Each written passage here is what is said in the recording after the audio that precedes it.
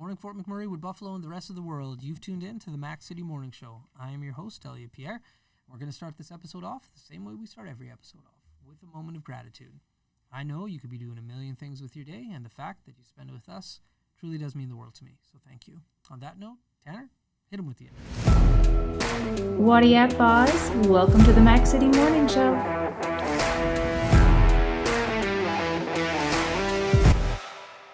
Hey everybody, Keith Simpson here from Norrell Toyota. We support the oil barons. We've joined the drive-in movie theater. We're involved in the marathon here in Fort McMurray, and that's what makes this community such an amazing place to live. And we are back. Big shout out to Norrell Toyota, our title sponsor, Keith, Thad, Nimmer, all the boys and girls down at Norrell. Thank you for your ongoing support. Now we're filming a bunch of episodes today. I think, 6 episodes today or something, Tanner? Something like that. Something like that. I can't count, so. And I gotta say, I get to do that moment of gratitude every time we film, and I genuinely mean it. And when we film numerous times a day, it just makes me feel good to do that intro. So that gratitude moment is a legitimate thing, and I love doing it. So on another note, as you know, I do not introduce my guests because they can do a better job of that than myself. So can you please tell everybody at home who you are and what you're about? Good morning. My name is Jeff Ingram, and I am organizing the Fort McMurray Highland Games. There we go. All right, let's get right into that. So when is that taking place? July 1st, Canada Day, out at McDonald Island Park. Okay, so is this an add-on? Because all week we have individuals who are either doing the Strongman or now you doing the Highland Games. Is this in conjunction, or is this an event that's within the Strongman? It's in conjunction with. We are together part of the Canada Day Strength Spectacular. Okay. So the Strongman will start in the morning at 10:30, and then right. Highland Games follows through at 1:30 in the afternoon. Okay, so I've only ever... I'm so choked. I can't tell you how choked I am that I'm not going to be here for this. But I've seen the Highland Games on Too TV. late to change your plans, you know? Oh, no, this is family plans. Listen, I better. I don't run my time. There's somebody else very important, my wife, who runs my time. Well, I understand that completely. So I've seen it on TV. I've never seen it in person. What are the different events that take place? I know you throw a log. Mm-hmm. What are the other events? So the Highland Games is technically slightly wrong in terms of terminology. So a full Highland Games is actually a large event that would include pipe bands, individual piping, Highland dancing, and at a really large one there would be events also called the light events. Okay. What we're doing would be called the heavy events portion of the Highland Games. Right. I've been calling it Highland Games because that's a term that most people, I think, will recognize. That's right. For marketing, it's just easier. So the heavy events consist of traditional throwing events. So it's very similar to track and field, except much heavier. Right. Because if you're living in the 11th century in Scotland, nobody has a discus. Right. Right. And nobody has a shot put because cannonballs weren't around, so nobody was going to have a shot put yet. So they would throw typically things that were around at the time. So the traditional events are typically a stone put, which looks almost exactly like a shot put. The weight for distance, and the weights are metal implements on a chain with a handle on them. Right. Their origin is that they were actually used as counterbalance weights on a scale. So the weights there are all based on the old British system of a stone. Right. 1 stone is 14 pounds, 2 is 28, 3 is 42, and then 56, which is also known as the half hundredweight. And those are typically the weights of the implements.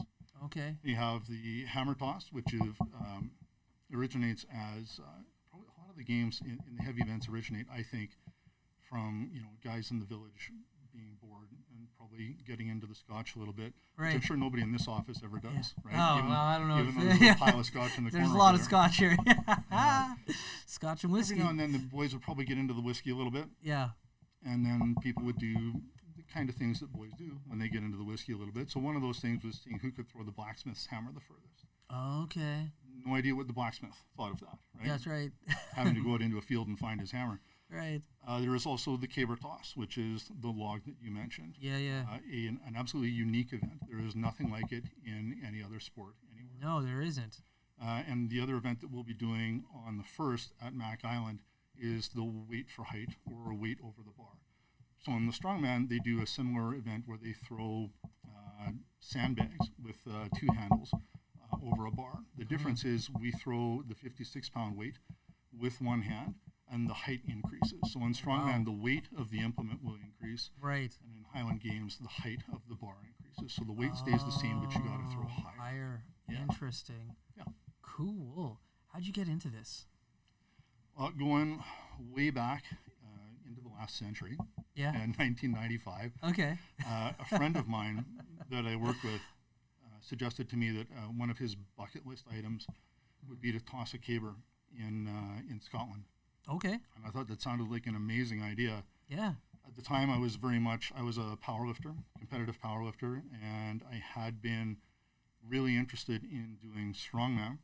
But at the time, there were no local strongman contests happening. Okay. The exposure of strongman at the time was very limited. I think the whole reason I knew about it was because the year previously, that same year, Yeah. TSN had aired the 1995 World's Strongest Man. Oh, okay. The first time I ever saw it. Right. And I had a long history of training. I had played football in high school, and then I had a brief career as a pro wrestler after that. Oh, cool. It wasn't as good as it sounds. Yeah. I've seen those documentaries. That sounds like it was probably terrible. Yeah. It was. I also have, in addition to a long history of training, I have an incredibly long history of injury. And that goes back to football and wrestling. So Right. I wanted to do things, but I did enjoy powerlifting. But powerlifting I found to be a little bit limiting in that it was 3 lifts, 4-year max, which is fun, Yeah. but not the same. And as soon as I saw strongman, I was like, wait, you mean I can get as big as I want to get, Yeah. I can get as strong as I possibly want, and I can compete, and this is okay. And I mean, at the time, I was 310 pounds, Right. which was average in strongman, and I thought, that's what I want to do. Right. Right. And I had no idea that the Highland Games was really even a thing. I knew of its existence. Yeah. And I happened to mention to my dad one day that my friend had said to me he wanted to do this, and he said, I think there's one here. And he dropped off a pamphlet for me for Okay. the games in Selkirk, Manitoba. Yeah. Yeah. I competed that year and wound up competing there every year for the next 20 years. Awesome. And so I'm surprised that you didn't show up in a kilt today. So is that something that you have to wear when you compete? Absolutely. Yeah. It is. The games are very traditional, and, Yeah. and traditional attire is a big part of that. Yeah, it looks so cool. They have changed a little bit, of course, over the years. So, for example, the handle for the hammer was traditionally made of rattan, so that you get, it's like the Olympic hammer throw, except there's a solid handle, right? Okay. And traditionally it was made of rattan because you get good flex out of that. Right. Now we use a PVC handle because rattan is not as readily available, and PVC, if you can get a length of PVC, still pretty cheap, Yeah. and you Yeah. can make 3 hammer handles out of one of those. So Right. Right. things like that have changed, but yeah, wearing the kilt is an absolute must. Yeah. You don't get on the field if you're not Yeah. wearing a kilt. Right. Some games are more particular than that. Some games will require you to wear proper kilt socks and things like that. Yeah. But, Keeps the tradition going. yeah, exactly. Tradition is very important. It is a cultural event. You definitely don't have to be Scottish to compete, Right. but it does matter. The cultural aspect of it does matter to the overall games themselves, and we try to be respectful of that tradition as much as possible. That's right. I didn't wear a kilt today simply because I typically don't break it out That's right. Unless you're unless competing. it's a little bit of an occasion, Yeah, yeah, if yeah, we're going to a wedding or competing or something like So that. that's you're leading me into my next question. I was going to be like, do you rock a kilt often, and or do you have more than one? I think I have 6. Okay. Yeah.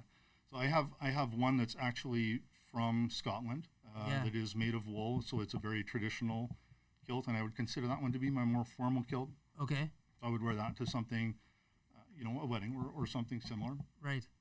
I did wear it to compete in a couple of times, but when it gets dirty and you put a sheaf pitchfork through it a couple of times, and you're thinking to yourself, this is a $700 garment. I don't That's really right. want to be doing that. That's right. That's right. And then I have a number of what are generally called sport kilts, which are cheaper, usually made of polyester. And Right. honestly, a cotton poly kilt on Yeah. a 35-degree day when you're competing Yeah. is much better than Yeah. an 8-pound wool kilt. That's right. No You doubt. know, that gets a little warm after a while. Yeah. So, yeah.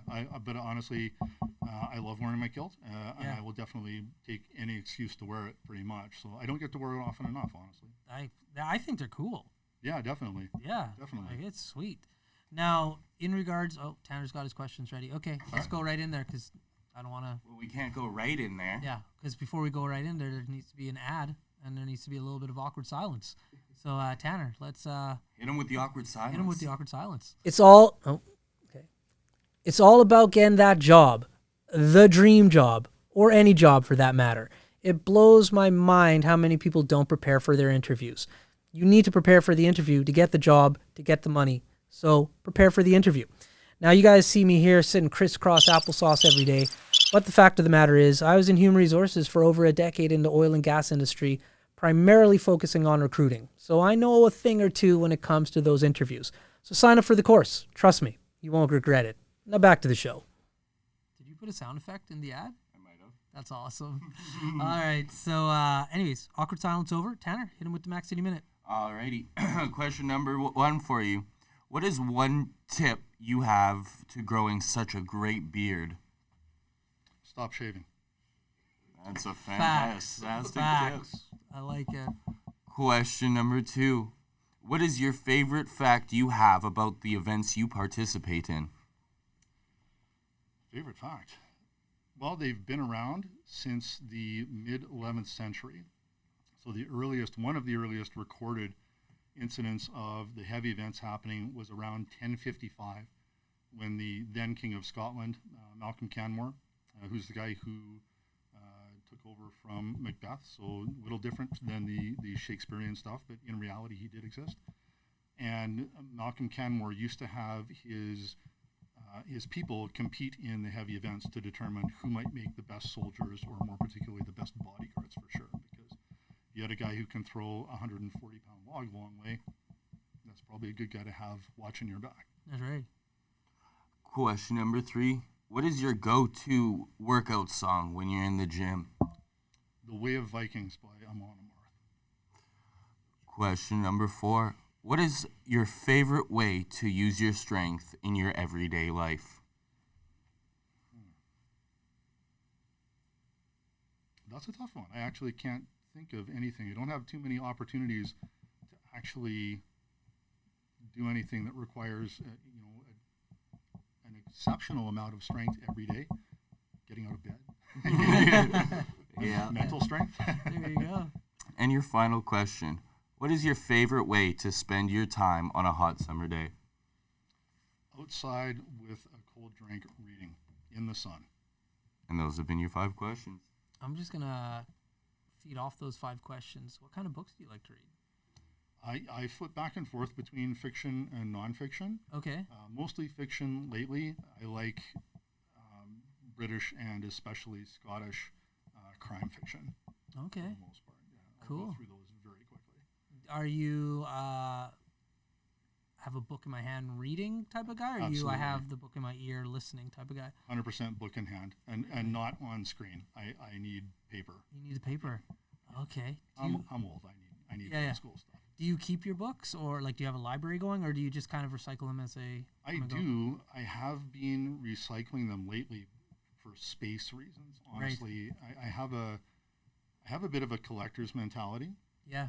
And I do like certain authors. So I will tend to have a collection of certain authors. Right.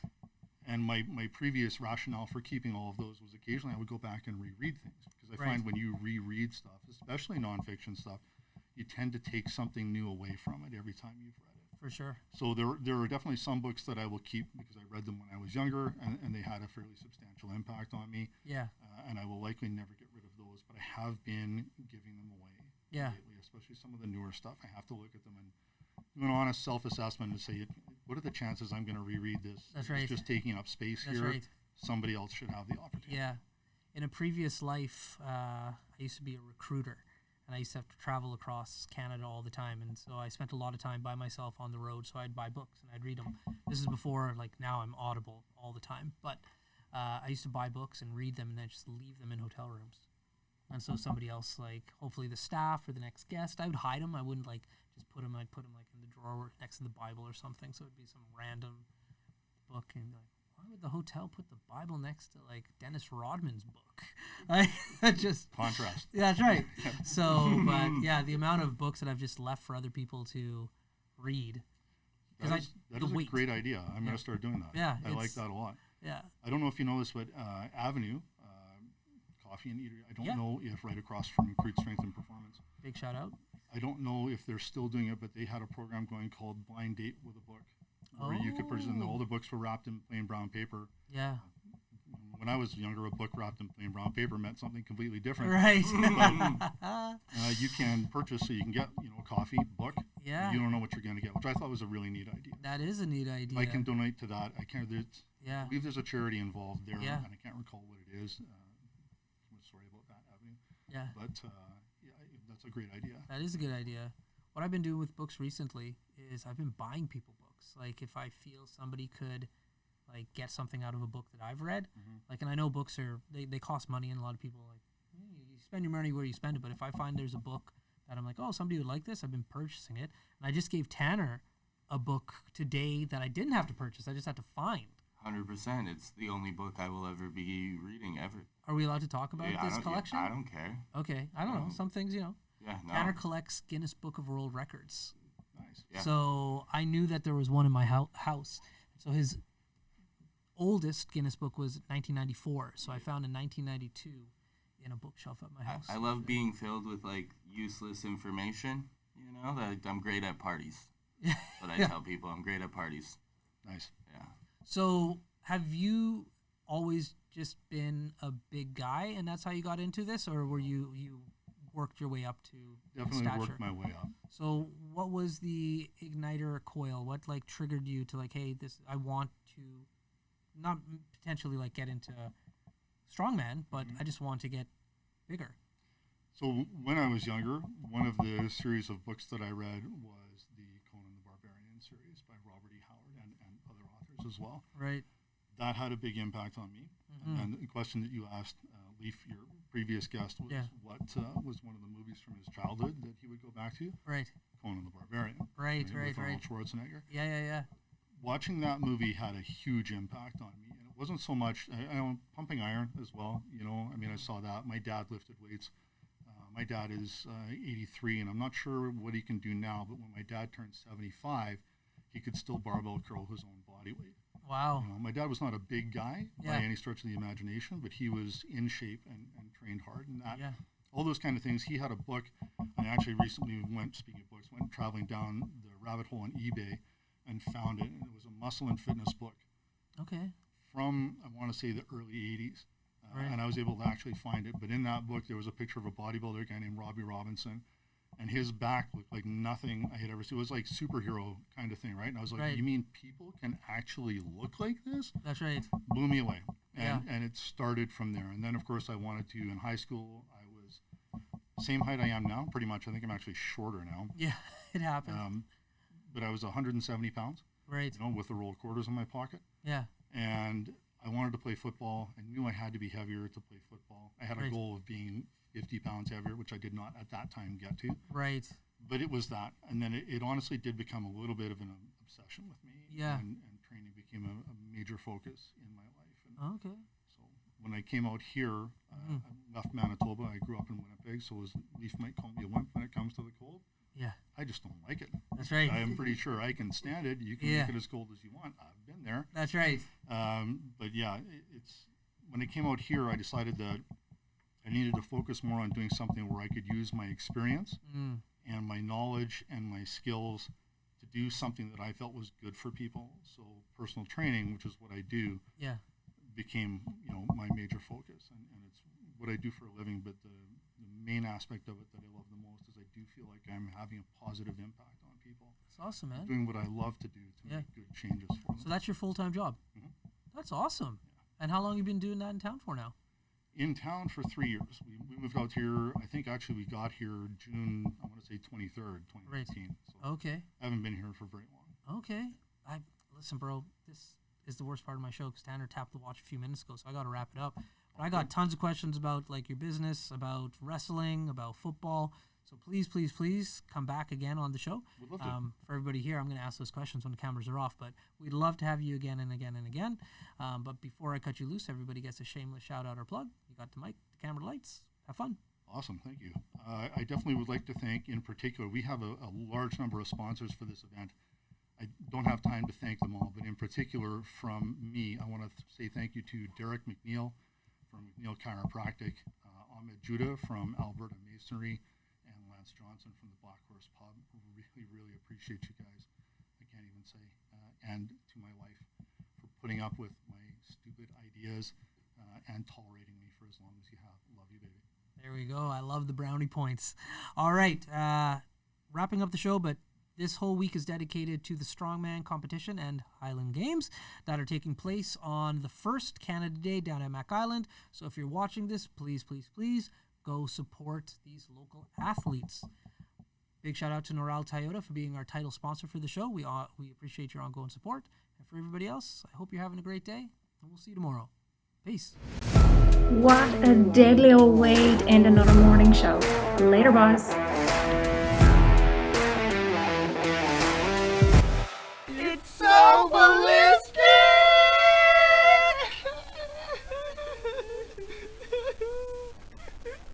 Talk about quenching your ugly thirst.